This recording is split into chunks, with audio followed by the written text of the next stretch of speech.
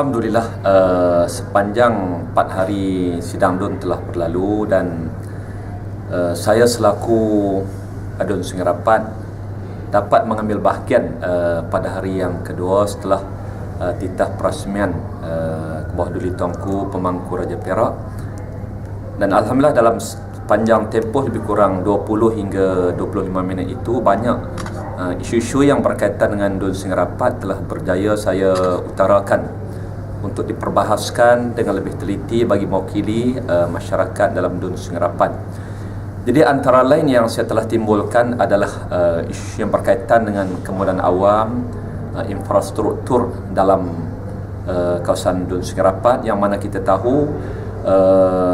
Sungai Rapat merupakan antara DUN yang berada dalam kawasan 60%-nya dalam kawasan bandar di bawah pentadbiran Majlis Bandar Ipoh. Sudah tentulah aspek-aspek yang berkaitan dengan jaringan jalan raya, aspek-aspek yang berkaitan dengan sekolah-sekolah yang berada di kawasan bandar, di pinggiran jalan yang terpaksa berhadapan dengan kesesakan lalu lintas dengan kenderaan-kenderaan berat dan sebagainya telah disentuh dengan panjang lebar juga. Antaranya termasuk sekolah menengah Poilam yang mohon mereka perjelaskan daripada pihak kerajaan untuk membantu sekolah-sekolah ini dari sudut keselamatan pelajar, kerana antara lain adalah isu keselamatan dan isu kesesakan yang saya sebutkan tadi. Samalah juga dengan isu yang berkaitan dengan sekolah kebangsaan Pengkalan Peguh yang juga berlaku keadaan yang sama, di samping kekurangan tanah ataupun reserve yang ada di dalam sekolah itu yang perlukan perhatian yang khusus daripada pihak Jabatan Pendidikan ataupun kerajaan negeri sendiri. Selain daripada itu, saya telah sebutkan juga berkaitan dengan isu Sungai Pinji yang merentasi kampung Sungai Rokam dan Pekan Razaki yang telah sedikit sebanyak masih lagi mengundang masalah banjir dan sebagainya apabila hujan lebat dan sebagainya. Selain daripada itu, isu yang berkaitan dengan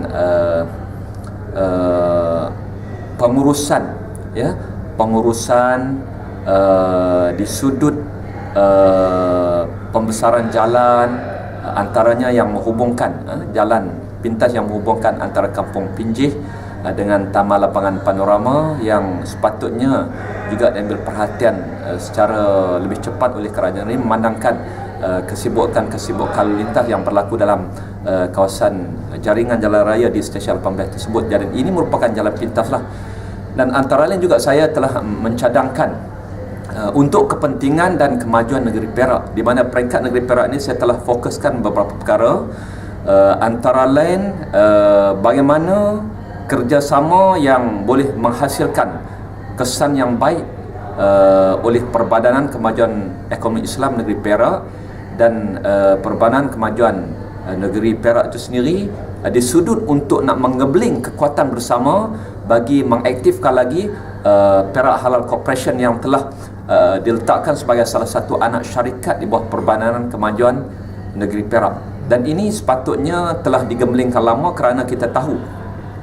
permintaan terhadap produk-produk halal cukup tinggi di pasaran pada hari ini, bukan saja dalam Perak, bahkan dalam Malaysia, bahkan seluruh dunia, yang nilainya berbilion-bilion ringgit. Dan sudah tentu ini adalah suatu yang patut direbut peluang pada masa ini dan pada masa hadapan. Begitu juga antara lain oleh kerana saya sebutkan saya daripada latar belakang kejuruteraan bahan dan sumber mineral, maka disebutkan dalam titah perasmian Tuanku pada hari Isnin yang lalu bahawa di Perak juga ada kekuatan, walaupun kita telah kehilangan sumber yang sangat hebat suatu masa dulu, sumber biji timah, tetapi kita ada penemuan suatu kekuatan baru, iaitu mineral ataupun bahan-bahan silika yang kita jumpai di Lawin dan di Hulu Lasa, yang mana dengan kapasiti lebih daripada 7 million tan dan ketulinan yang sangat tinggi mencapai sehingga 98%. Ini bermakna satu khazanah, satu kekayaan baru yang perlu diurus dengan bijak oleh kerajaan negeri Perak bagi memastikan negeri Perak dapat terus mempertahankan dan memacu ekonomi dan akhir sekali dapat memberikan impak yang baik kepada seluruh rakyat negeri Perak. Dan ada juga yang saya sebutkan berkaitan dengan pelancongan, di mana kita tahu antara potensi untuk mengembangkan pelancongan dalam mana-mana negeri bila ada jaringan pengangkutan yang bagus. Dan kita tahu lapangan terbang Sultan Azlan Shah ketika ini telah dilebar luaskan, dibaik pulih, dibangunkan dengan menelan kos lebih daripada 42 juta. Tetapi sejak 4 bulan yang lalu, setelah Yang Maha Mulia Pemangku Sultan Perak merasmikan pada bulan Mei yang lalu, tetapi sehingga kini kita nampak masih belum aktif. Dan saya menyarankan agar kerajaan Perak dapat terus mengaktifkan lapangan ini bagi membolehkan kapal terbang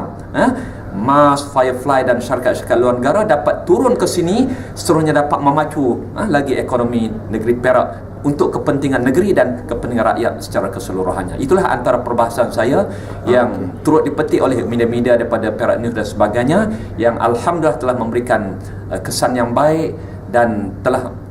mempercambahkan lagi idea-idea untuk digunakan oleh kerajaan Perak, di samping idea-idea yang lain yang disokong oleh ahli-ahli yang berhormat daripada kawasan-kawasan yang lain.